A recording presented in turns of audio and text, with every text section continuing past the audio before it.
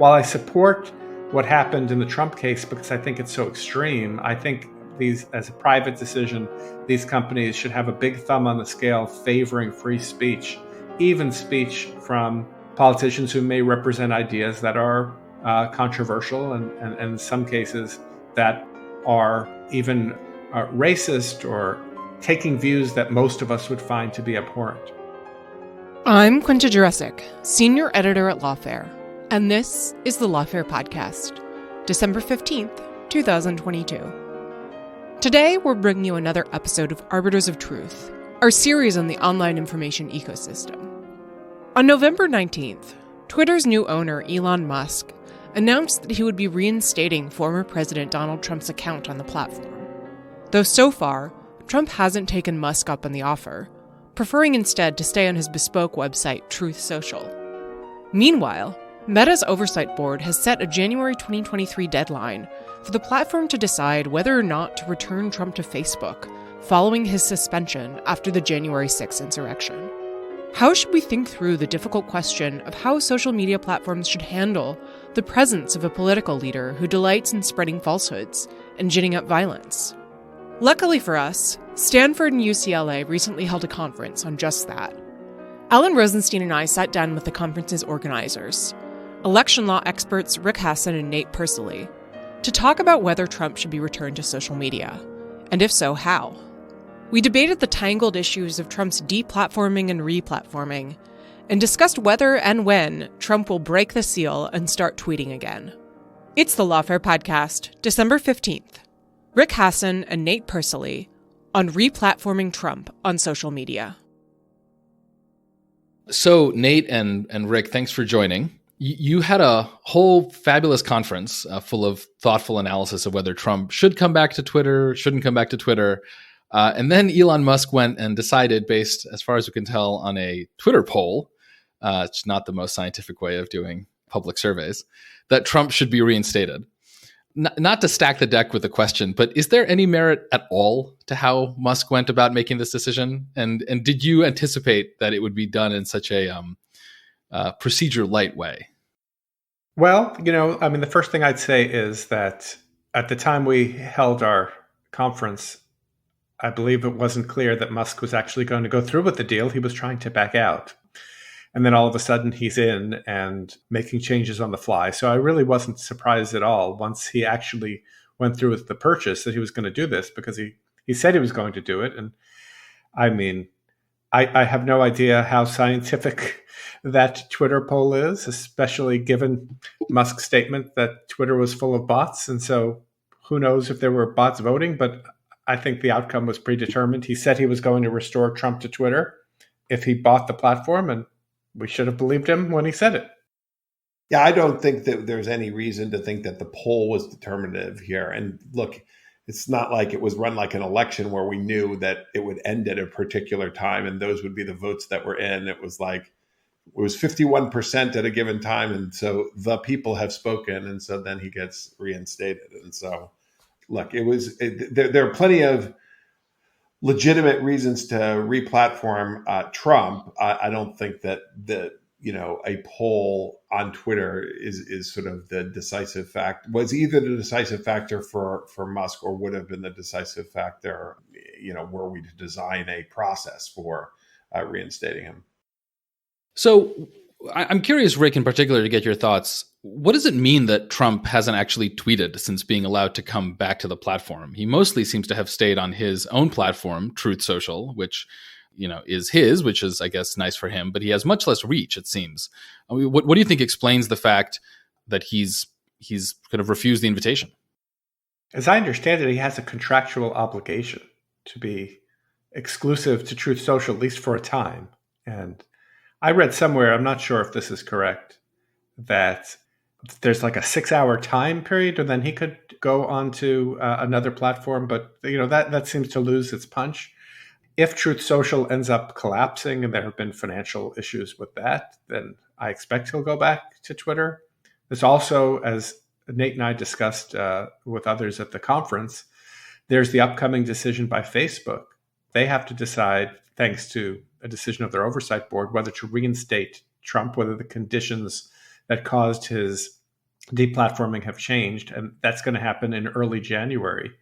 So he's going to have lots of opportunities, but I think the contract more than anything else is the reason that he's not tweeting right now. I think that's right, but I also think that, it's if we get into the heat of a campaign, the reach of the audience is going to be too irresistible. Similarly, one thing we can't forget is that now that he is a candidate, he will likely try to use all these platforms to raise money. And so political advertising is as much a part of the kind of story here as organic tweeting or posting.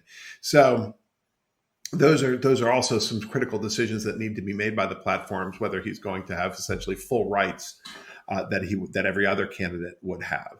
But I think that right now, he doesn't see as big an advantage of tweeting what he has on Truth Social. But I imagine the calculus will change as he wants greater amplification.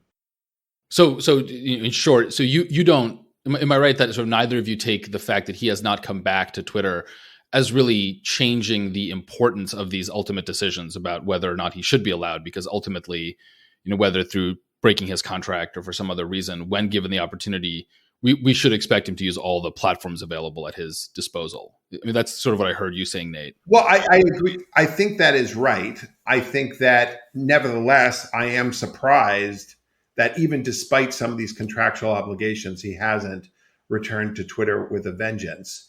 But I think that still might be in the offing. Now, I think it ends up being relevant to Facebook's decision, because right now, Trump's return to Twitter doesn't seem to have caused any of the harms that people had alleged would happen if he were returned to Twitter. And so if you're Facebook, then you're looking at this and you're saying, well, what would really be the harm in doing so? I mean, that's just one factor among many. I mean, Facebook, I think, is definitely ruining the day that it has to make this decision. It would prefer not to be the one to do that. But ultimately, I think all of the questions about not just the information environment, but the sort of security environment are going to be relevant to that decision. Well, I would just add that it could be that Trump is holding back precisely because he doesn't want to jinx his chances of being brought back onto Facebook. I mean, who knows how calculating Trump actually is, but that would be a smart decision to make, to kind of let them re-platform, because then the cost of taking him off again would be higher. And let's not forget, and I think I made this point at our earlier conference, there's going to be a Republican House. They're going to have the subpoena power. They're going to be holding hearings on social media bias. They're going to be pulling in Facebook executives if Trump is not replatformed, and maybe even if he is replatformed. And so there's going to be a lot of political pressure for them to do it. So I fully expect, I'm willing to say it right here, I fully expect Trump will be replatformed in early January by Facebook, barring some big news event with Trump before that time. We're gonna hold you to that. We'll come back to you on that in early January.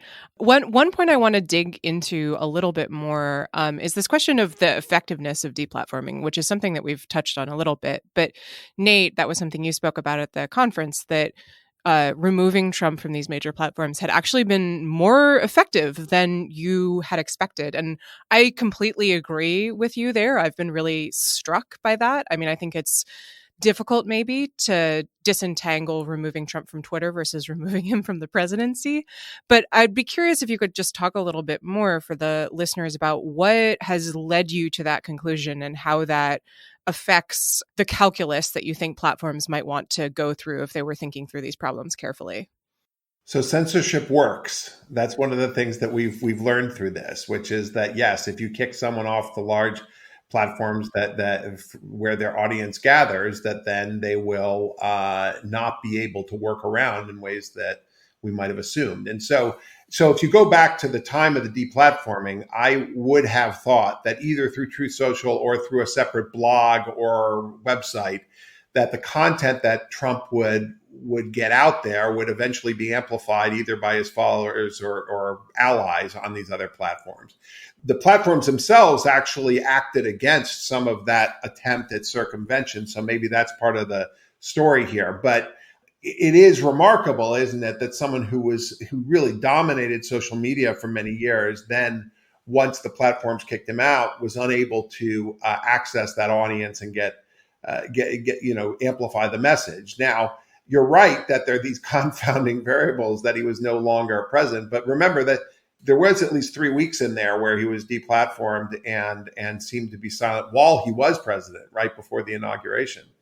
And so I think that there's a lesson here, which is that as much as kind of information or communication has a kind of hydraulic relationship to these platforms where it always finds a crack in the sidewalk like water, that the friction that you add by deplatforming is considerable, and that it's not so easy to replicate that audience on the outside. I have a small quibble and a bigger quibble with what Nate said. The small quibble is I reject the language of censorship. I believe that censorship is something that a government does. So if I decide that Nate sends me something to post on the election law blog and I decide not to post it, I don't think I'm censoring Nate. I think I'm making a decision of editorial discretion. Now, Nate has his own posting privileges, so he could get around that. But I think I would reserve the language of censorship for decisions made by government actors. And I think private actors, just like Fox News can decide not to put me on, which they have, a private platform, it's not censorship if they decide not to carry some particular speech. My larger quibble is I just think it's impossible to know what would have happened, if Trump had not been deplatformed in terms of the reach of his stuff. Certainly it would have been less, but remember, Trump had just encouraged an insurrection, and he gave that speech where he seemed to be, "We love you all," where he seemed to be welcoming those who were rioting at the Capitol and threatening our government leadership. So, I don't know what it would have been. And the last point I'd make is that, remember, it was not just Trump that was deplatformed, but there were a number of other accounts that amplified Trump that also ended up losing privileges on Twitter. And they're all coming back. And so, it's not just Trump alone, but it's the kind of ecosystem. And there, a lot of the great research that came out of the project with Stanford and Washington, University of Washington, and others, looking at how election-related disinformation spread, pointed to what they called super spreaders of disinformation. So it was kind of a network of 20 or so accounts that were really responsible for the lion's share of amplifying this kind of stuff. So it's just really hard to know what would have happened. But I agree that taking him off took a lot of the oxygen away. And I too am somewhat surprised. I didn't think Truth Social was going to take off and be a major platform because it is so ideologically oriented. It was not going to be a mass-based platform. But I did think you'd end up seeing basically every Truth Social post being screenshot and posted on Twitter. And except for some journalists, you don't really see that so much. So a follow-up for both of you, and I'll start with Rick and then go to Nate. To the extent that we can call it censorship, we can call it deplatforming, but to the extent that this, as both of you pointed out, did seem to work, at least in the short term, I'm curious whether you think that supports either side, to the extent that there are sides in this debate more, right? It works, so we should do it when there's a real threat. The other side being, it works, so we really shouldn't do it because we want robust discourse. Or do you think it just kind of heightens the contradictions, right? It doesn't help either side. It just makes this debate even more important and even more difficult on both sides. Well, these are private decisions. If Elon Musk wants to include Trump and Facebook wants to exclude him, I think that's totally up to them. I don't think that there should be government regulation. I don't think the government regulation of who should be on a platform, who shouldn't, is even constitutional under the First Amendment. Others disagree. But so I come to this as a private decision. What should they do? And I think that it should be a last resort. There should be a series of warnings. There should be clear rules as to what's allowed. And you should only deplatform a politician in the event that the politician is engaged in a repeated pattern of advocating violence, propagating hate speech, or continually spreading election disinformation. That would be the line. If I were making a policy choice as a private actor of where I would draw the line, I think that's the best way, because this does show the danger. And I worry about this less in the United States, but in other countries around the world, it does show the danger of using the pretext of some kind of political crisis as a means to silence political opposition. So while I support what happened in the Trump case because I think it's so extreme, I think these, as a private decision, these companies should have a big thumb on the scale favoring free speech, even speech from politicians who may represent ideas that are controversial and in some cases that are even racist or taking views that most of us would find to be abhorrent. So on the larger question as to how we think about the kind of aftermath of deplatforming to inform the decision of whether to deplatform, I still think that the fact that we learned that deplatforming works, right, that it has the intended effect of removing the audience and amplification, that was always the assumption of the platforms when they made this decision. That's why they took it so seriously and were concerned about it.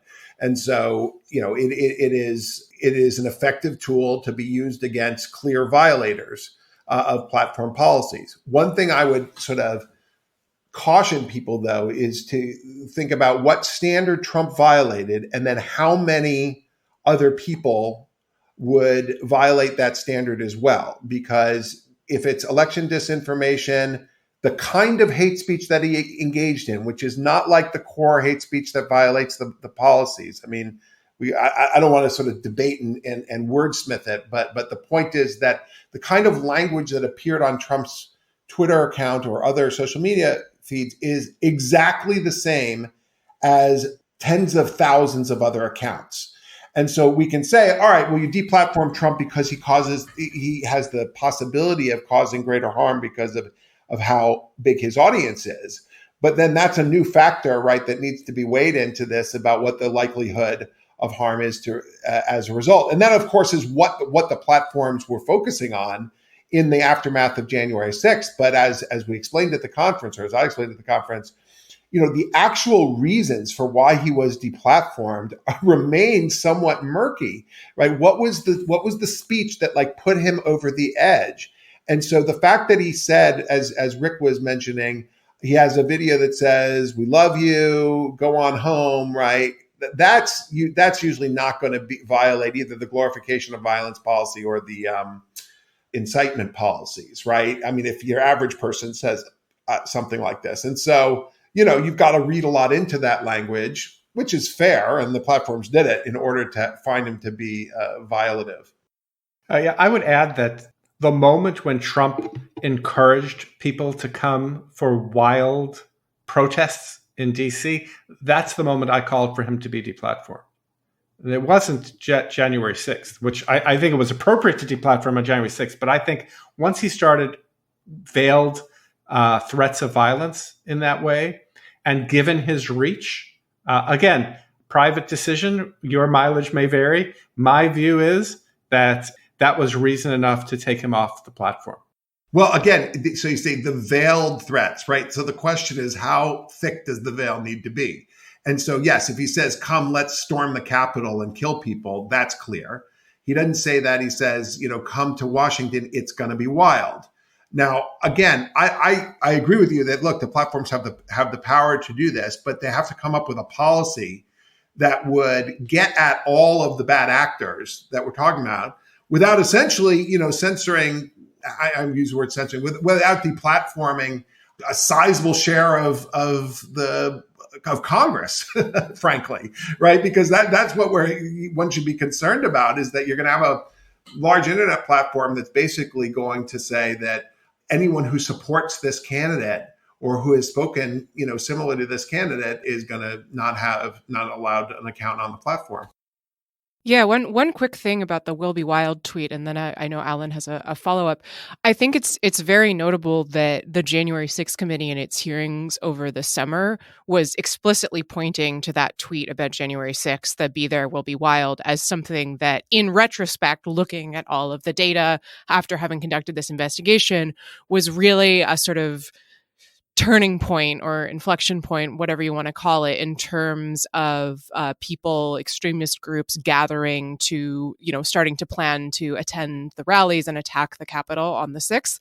Of course, the platforms are making this call in the moment without having the benefit of all of that work. But I do think it's interesting that I certainly, looking at that tweet at the moment thought, oh, that seems bad, but wouldn't have pinpointed it as, if I were Twitter, this is the moment where I would have banned him. In retrospect, though, it does seem like it was hugely significant. And I think that kind of points to the difficulty of making these calls in real time. Yeah, so there are a couple of things I want to pull out, especially in Nate's last remarks. I mean, I think this point about being very careful about what exactly it is that you would be deplatforming someone like Trump for, lest you end up bringing in a lot of other members of Congress, is a very important point. And I think we can just get more concrete and think about, for example, the case of someone like Maxine Waters, right, who's a Democrat and has been known to say some sort of inflammatory language. Obviously, I think if you put it in the context, it doesn't rise to the level of anything Trump has said. But for example, like after when during the trial of Derek Chauvin on the murder charge for George Floyd, she said that if the verdict comes back innocent, then the protesters should, quote unquote, get more confrontational. And she was roundly criticized, and I think fairly so for those remarks. And I guess my question, and I'll start with you, Nate, is, on the one hand, one might say, well, we don't want to make the language, we don't want to make it too broad in terms of when someone like Trump gets deplatformed. Maybe we don't want to go as far as Rick would go, right? Because then we would sweep someone like Maxine Waters under, within it.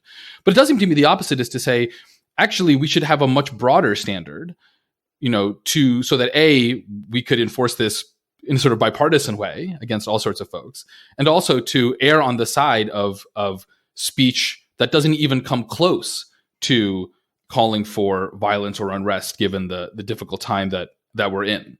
So just to start with you, Nate, I mean, do you think that would be an acceptable compromise position? Or do you think ultimately that would just chill too much useful political speech under the First Amendment? Though, of course, again, being clear that none of this is government action. So this is all by analogy. You have community standards and they need to be enforced, right? There is no kind of presidential exception to either the incitement policy or the glorification of violence policy, just like with its nudity policies or something like that. Now, there are some times where they, public figures, the so-called cross-check system, and there were sometimes two tracks of rules because you have to pay attention to candidates in certain ways. But on what the community standards themselves required, right, it's a set of factors based on the text of the speech and the surrounding circumstances that would then lead to taking down of posts, filtering of posts, demotion of posts, or also taking down of accounts. And so I don't want to get into the whataboutism with like Maxine Waters and I mean, really specifically, the kind of speech that Trump gave himself is now orthodoxy for a large section of the Republican Party. And so that if you're going to take down Trump, you run the risk, and it's with a consistent standard, then you run the risk of going after a large number of elites in one of the political parties on Twitter or Facebook or any of these other platforms. And that is, I think, a problem for these platforms to be in. Now, look, if you think that this is the be all and end all of saving the republic, right, and the extraordinary measures, just like, we do in wartime when we, think about speech in a different way in the government sector. Well, if you believe that with social media, then their actions make sense. But I think this is a really, really difficult line to draw, and we need to be careful about whether the standard that was applied to Trump is actually the one we want them to apply secularly to all users of the platform, both in the United States and around the world. I have two responses here. One is, I don't think we have to apply the same standard to, the guy who's got, 16 digits after his name that may or may not be a person that has 4 followers, as someone who has millions of followers and is the leader of a political party. So I think we can say that just like the Texas and Florida laws purporting to regulate social media apply only to large social media platforms, I think we can apply things only to those with major followings or something like that I think that's a bright line rule. If you have over 1 million followers or whatever, the standard. But guys, then what? What does that mean? So when you have a lot of followers, then a different set of community standards applies, or we should interpret them in a different way. I mean, I think I see where you're going with this, and I might agree, but it's like there is one set of community standards, and the question is, what is it about the level of followers that then leads you to interpret violations and punishments in a different way? And certainly it's going to be something about the capacity and propensity for harm, right? That actual harm. But then that is a very specific sort of narrow range of the kinds of comments that would be in violation of these community standards, right? And it requires a pretty complicated analysis on the part of the platform to estimate whether a given statement is going to lead to harm because it has a great amplification because of the number of followers. Yeah, so I would analogize this to prosecutorial discretion. So the standard is the same, but you're going to pick the people who you want to make public examples of or who pose the greatest risk to society as the ones to prosecute. And you could say, well, that's having them exercise judgment. Yeah, exactly. That's fine. I have no problem exercising judgment. And again, in real time, I saw that wild tweet and I said, now is the moment to pull the plug. So some of us saw it. Now, if what this would mean is that you'd have large swaths of Republican elites of say, over 1 million followers who'd be kicked off the platform for amplifying Trump's calls to violence. That's not a problem with the platform. That's a problem with the Republican Party. And so I have no problem saying if a party has been captured by authoritarian elements as a private company, you don't need to be a part of that. Just like Toyota should not be making contributions to election deniers, right? It's the same kind of argument.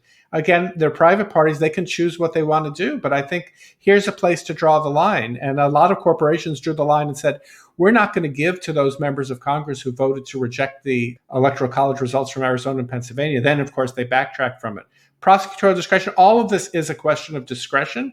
And I think that we should have people, corporations acting as good citizens, good corporate citizens, good individuals, and make responsible choices, kind of the opposite of the kind of slapdash approach to all of this that we're seeing now from Elon Musk. So I think you perfectly justify the takedown of Donald Trump, but I don't think it can be done because of something like prosecutorial discretion. That scares me a little bit because that ends up being like the platform is in a somewhat unprincipled way going and selecting people for deplatforming, potentially in the heat of an election campaign.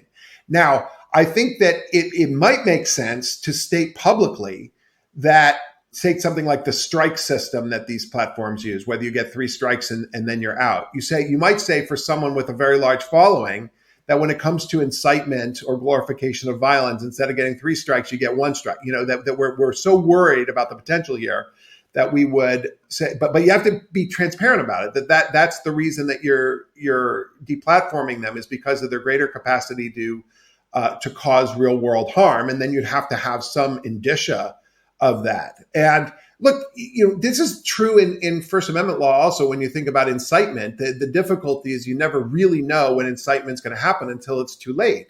And so it's all well and good to say that when someone invites people to Washington because it's going to be wild, that we say either at the time you're willing to err on the side of preventing incitement to violence, or that after the fact we're saying, oh, it was a clear signal. But those kinds of people on Twitter say things like that all the time, some of them with very large followings. And so the question is, at what point do you want to be sort of over cautious with those particular accounts? I do agree that ex ante announcement of standards and escalation of penalties based upon warnings is definitely the way to go. And even-handedness. So if Biden would tweet the same thing as Trump, he would be treated the same way. I really like the prosecutorial discretion analogy, actually, because it reminds me of the great Robert Jackson speech, The Federal Prosecutor, which was cited ad nauseum, I think it's fair to say, during the Trump administration, that has the famous line that the most dangerous power of the prosecutor is that he will pick people he thinks he should get rather than pick cases that need to be prosecuted.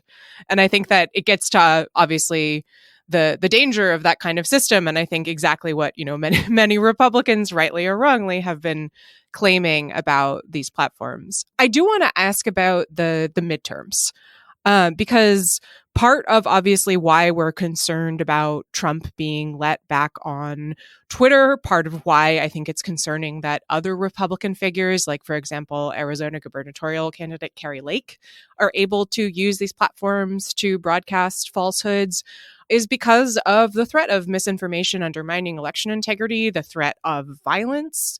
On the other hand, the 2022 midterms, at least from my perspective, went pretty smoothly. I was certainly concerned about what might happen, especially given figures like Lake promoting misinformation, reports about people with guns standing outside ballot drop boxes, also in Arizona.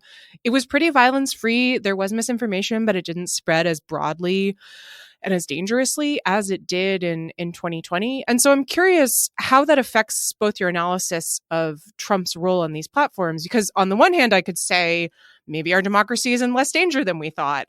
So maybe letting him back on is less of a problem. On the other hand, maybe it was calmer because he wasn't there. So Nate, let me go to you first, and then Rick, I'm curious for your thoughts. So I actually think that the relative sort of peacefulness of the midterms is what's going to lead Facebook to return him to the platform. That actually in the run up to the election, particularly with the assault on Paul Pelosi, I thought there was going to be a good chance that they would still wait and see because the conditions of violence were such that it warranted him not being returned to the platform. And had we seen significant violence on election day, I think that the case would even be stronger. Now, since it went off without significant problems, then I think that they're going to be hard pressed not to return him to the platform. I know we'll get there, but I also want to emphasize this is not a binary decision like to return or not to return, and that's part of that. That in some ways is the most interesting question, which is what are the conditions under which he might be returned, if any, and what would be the process for gradually reinstating him or gradually re-deplatforming him. I think are certain questions that are in the offing. But I do think the relative passivity of what happened in the 2022 election does factor into the way the platforms are going to think about this. So I too am heartened by the environment in the midterms. I thought it was really important that a federal district court issued an order that stopped people with weapons and tactical gear from standing at ballot drop boxes in Arizona. I think it was just one case or two related cases, but that was an important signal that the law is going to be there. I thought it was heartening, too, that many of the election deniers, those who backed Trump's false claim that he actually had won the election, conceded their elections. Lake and a couple of the Secretary of State candidates are notable exceptions, but they didn't get traction. And so it leads me back to a question I often ask myself: how much is this a Trump-specific phenomenon versus how much does Trumpism have legs? So you didn't really see Kari Lake having the power of the masses behind her. It's not like there was rioting in the streets of Phoenix over the election results. But it was a midterm election. Trump was not on the ballot. Trump is potentially on the ballot in 2024, at least in the primaries, at least so long as he runs. And I don't think we're out of the woods. It's good that we don't have election deniers running elections in swing states. But we did see some counties refusing to certify the vote, and one of them having to go be sued in court. So we're not out of danger. What does this tell us about Trump and being replatformed? I think you're right that the causality issue is really hard to measure here. Would there have been a greater potential of violence if Trump would have been out there egging people on about Kari Lake's loss in Arizona? I don't know. Let me just say one other thing on this, which is that we need to keep in mind that thousands of election deniers won office, right? It's not like just a few. Thousands had, and I mean, those who deny that the 2020, that Joe Biden was legitimately elected. So it's now part of, the orthodoxy here that you would claim that the 2020 election was rigged. But yeah, I'm as heartened as all of us are that the most virulent of the election deniers, the most high profile ones, didn't end up winning. But we will wait and see for the reasons that Rick mentioned as to how significant that would be coming into 2024. So I want to move our conversation now to the question of sort of where do we go from here? I mean, it sounds like, well, we know that Trump is back on Twitter. It sounds like, for the reasons both of you have articulated, Trump will probably come back to Facebook. And so the one question is sort of what do all the other platforms do? And what I wanted to ask, and I'm going to start with you, Nate, is does it have to be the same, or should it be the same policy or principles across different platforms? Facebook, Twitter, YouTube, TikTok, whatever the case is. And does that also depend in part on sort of something you said before, which is that, look, it's not a binary on or off. You can bring him back partially. You can have pre-review, theoretically, something I remember you all talked about in the conference, which obviously has its own complications. So I'm just sort of curious if you could get into a little bit more, start with you and then to Rick, about then a diversity of approaches going forward. So I think there are several different approaches you could take in reinstating him as well as in re-deplatforming if necessary. And so there are many half measures that you can do. One is that you only allow him to be on the platform, but you don't amplify any of the content.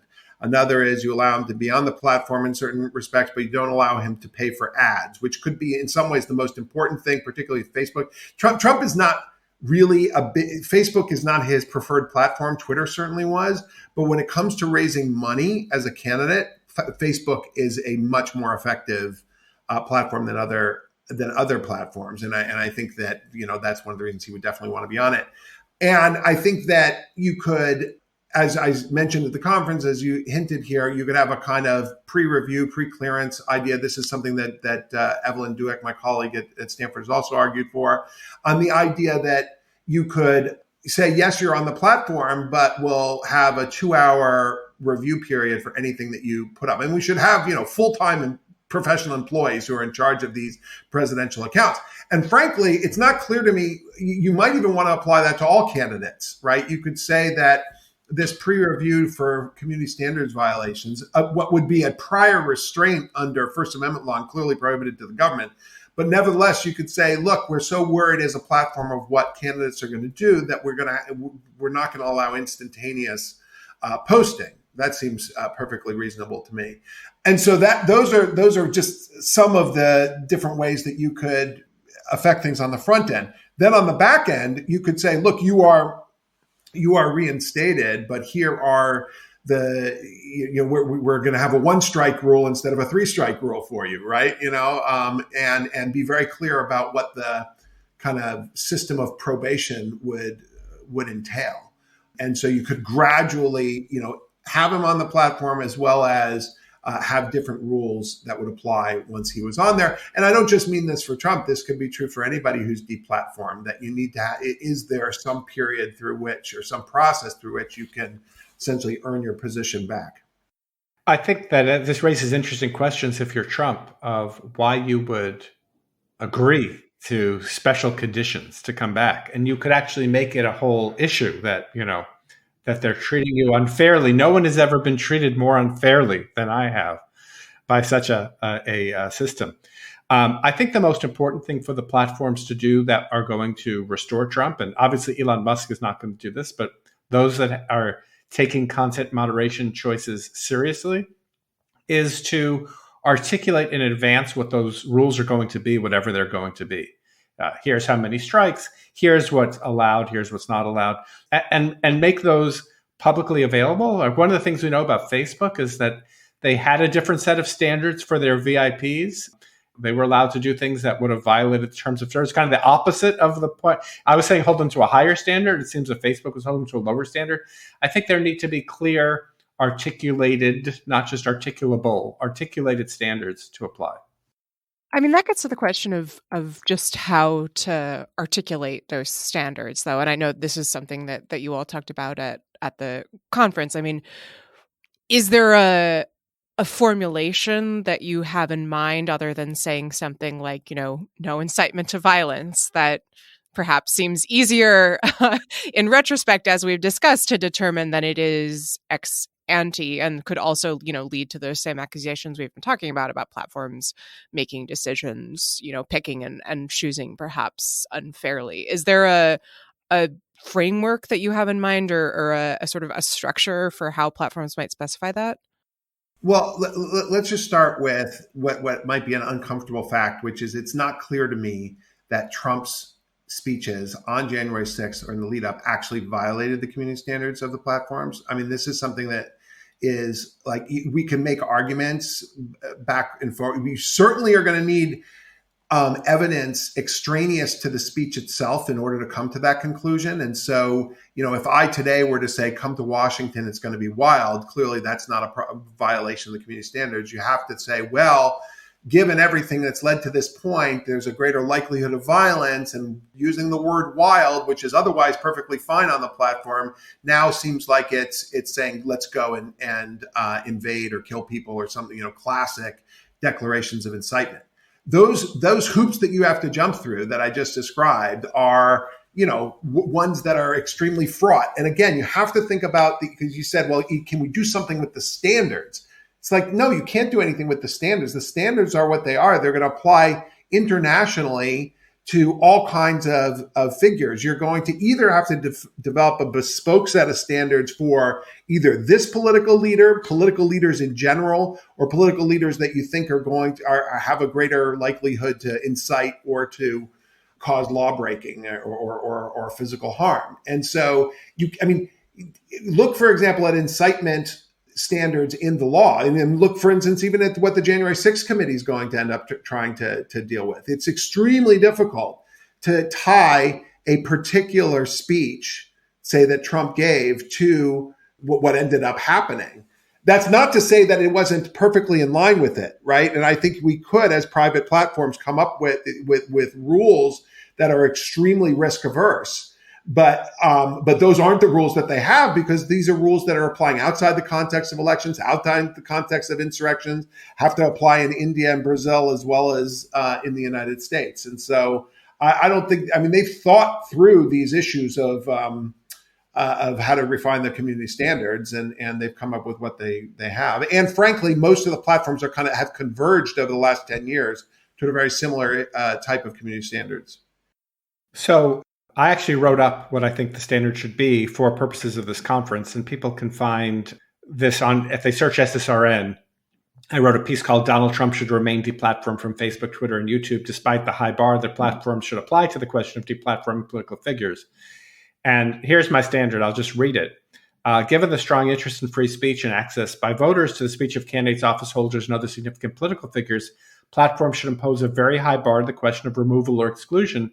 Candidates should face removal or deplatforming only if they pose a significant risk to the stability of democracy, or foment hatred that poses a significant risk of causing social strife or violence.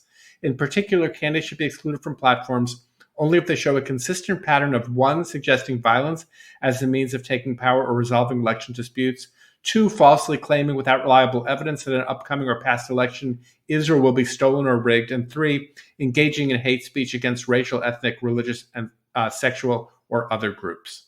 So I think Trump violated those rules well before January 6th and would have been deplatformed under those rules. All right, let's leave it there and give you the last word, Rick. Thanks to both of you for joining us, and we will see if Trump ends up back on Twitter in the coming months. Thanks so much. Thanks for having me. You've been listening to Arbiters of Truth, a Lawfare podcast series on the online information ecosystem. You can find past episodes in the Lawfare podcast feed and in our separate Arbiters of Truth podcast feed. The Lawfare podcast is produced in cooperation with the Brookings Institution. You can get ad-free versions of this and other Lawfare podcasts by becoming a Lawfare material supporter at patreon.com/lawfare. You'll also get access to special events and other content available only to our supporters. This podcast is edited by Jen Padgett-Howell, and your audio engineer this episode was Kara Schillen of Goat Rodeo. Our music is performed by Sophia Yan. As always, thanks for listening.